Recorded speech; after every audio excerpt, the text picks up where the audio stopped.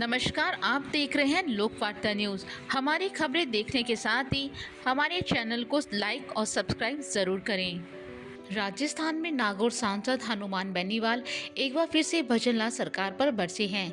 इस बार उन्होंने भाजपा सरकार की तुलना पोपाबाई के राज से कर डाली है। बेनीवाल ने कहा, राज्य में कानून का कोई राज नहीं है। उन्होंने कहा कि पहले कहा जाता था कि वसुंधरा सरकार में पोपाबाई का राज है, लेकिन असल में उस समय नहीं बल्कि इस सरकार में पोपाबाई का राज है। प्रदेश में कानून व्यवस्था नाम की कोई चीज नहीं है।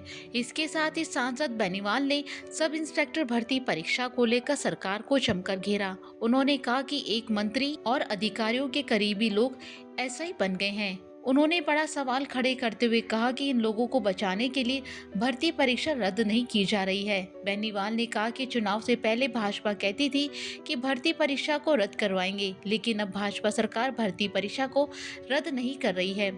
इसके साथ ही बेनीवाल ने कांग्रेस पर भी जमकर निशाना साधा। हनुमान बेनीवाल ने कांग्रेस को आड़े हाथ लेते हुए कहा कि पार्टी में केवल 2 नहीं बल्कि 5 गुट सक्रिय हैं। उन्होंने आरोप लगाया कि कई कांग्रेस नेता भाजपा के संपर्क में हैं और कभी भी पार्टी बदल सकते हैं। साथ ही उन्होंने यह भी कहा, कई नेताओं की जांच चल रही है और कांग्रेस पूरी तरह अंदरूनी कलह से जूझ रही है। बेनीवाल ने भाजपा और कांग्रेस को शांपनाथ और नागनाथ बताते हुए कहा कि दोनों दल मिलकर जनता को गुमराह कर रहे हैं। उन्होंने जनता से अपील की है, अगर राजस्थान को इस राजनीति से बचाना है तो एक नया विकल्प तलाशना होगा। बेनीवाल ने दावा किया कि आरएलपी जवानों और किसानों की पसंदीदा पार्टी है और इसे और मजबूत करने के लिए नई रणनीति तैयार की जा रही है।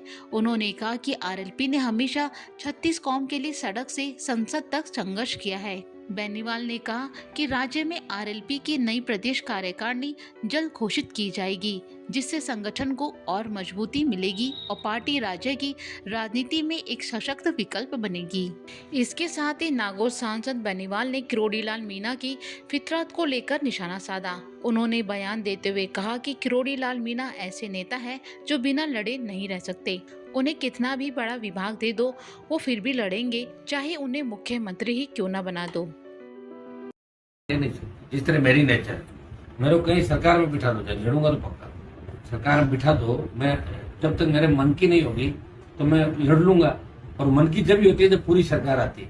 तो डॉक्टर साहब का एडजस्टमेंट मंत्री के रूप में हो नहीं सकता। इनको चाहे गृह मंत्री बनाते तो भी लड़ते, बड़ा महकमा देते तो भी लड़ते। हाँ, इनको मुख्यमंत्री बनाते थे बीजेपी तो ये थोड़े टाइम बाद लड़ते तो। और मैं आपको बता, मेरे तो साथ रहे, मुझे पता है कुछ कारण कमियां होगी, उस समय चले गए। और बड़े मजबूत व्यक्ति है, लड़ने वाले, संघर्ष करते हैं हर आदमी के लिए। आप पेपर लीक की घटनाएं हो चाहे रीट की हो, मिलकर लड़ाई लड़ रहे थे।